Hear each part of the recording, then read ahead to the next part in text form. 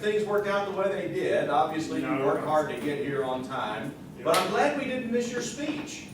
That was incredibly good. I was really excited about learning some of those things, and my mind was going in a number of different directions as I heard your material. What prompted you to investigate that story?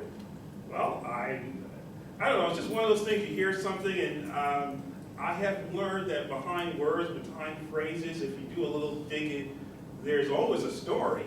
And I was just absolutely blown away by that story. Yeah. I mean, so the next time I say it's the best thing since sliced bread, it's like, wait a second, is this worthy to put this title on this?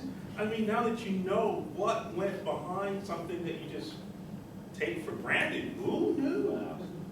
So I said, this story needs to be told.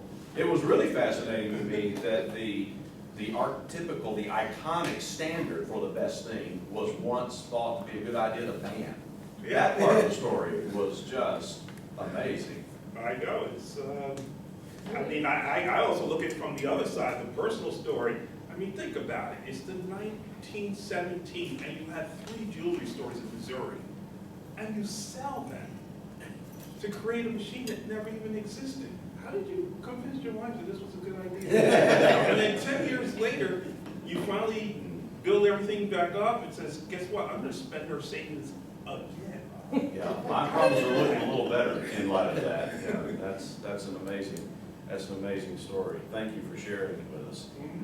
Anthony, you really shared your life with us this morning and poured yourself out fantastically. Are you finding more and more opportunities to do that as you guys journey through this story, and how is all of that coming together for you? We certainly have. It's been amazing. You know, when she hit her low point, she was first diagnosed in April. In May, she had 2 major surgeries. In June, she was down to 80 pounds and looked like a Holocaust victim.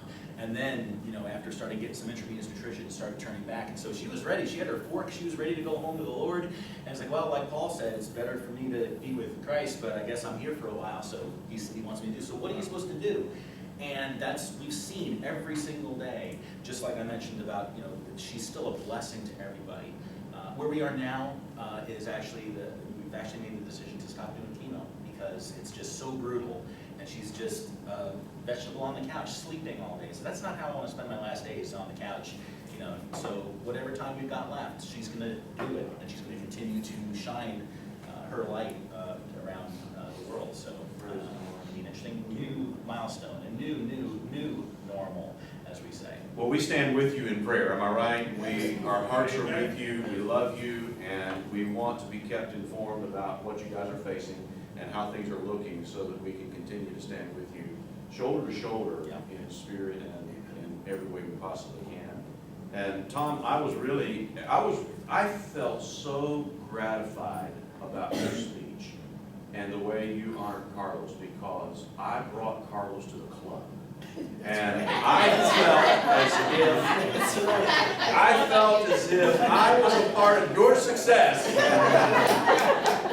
And I hope you don't mind my claiming a little bit of credit. Absolutely.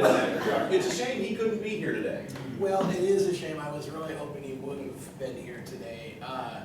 You know, this entire club has been an incredible blessing to me, and I've always tried to be a blessing back to the club, and in as much as I could. But after Carlos became president and started really talking about adding value, there was just something about that unlocked a door for me that I just couldn't get to before. And it really occurred to me that all of us have an inner winner. We have this other level of relevance and accomplishment, but we need to find the right way to express it and to get it out.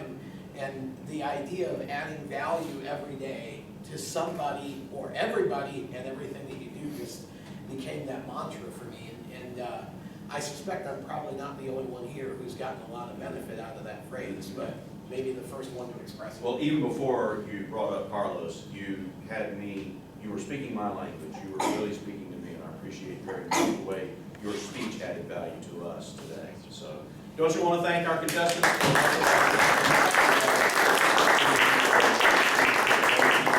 I have certificates of participation for 3 of you for your international that I didn't deliver to you yet, but I shall. If you want to take your seats, I'd like to recognize our Vice President of Education for our club and our Chief Judge for the day, to announce our results and present our awards, Missy Carlson.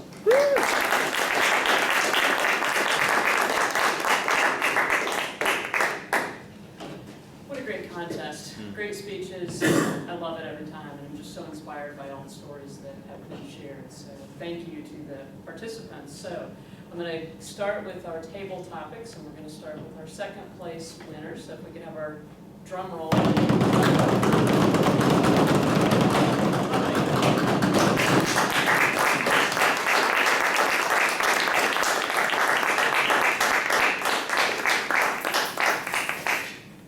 All right, now for our first place winner of the table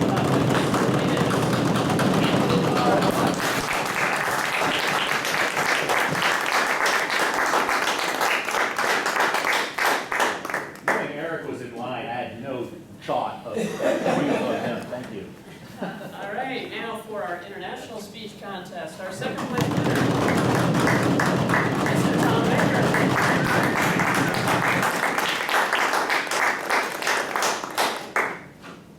And for our first place,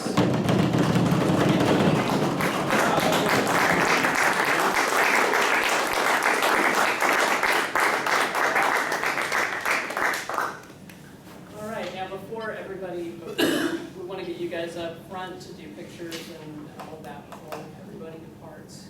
So I'd like to bring back up Mr. Matthew James. And before you step away, Madam Chief Judge, I learned through the course of coordinating this contest that if the contest chair has a strong and capable chief judge, then things really smooth out in marvelous ways. And Missy was very early to step forward and say, let me help you with this, and help she really did. So I'd like to present Missy with a certificate of appreciation for her role as our Vice President of Education and our Chief Judge for the day. Thank you.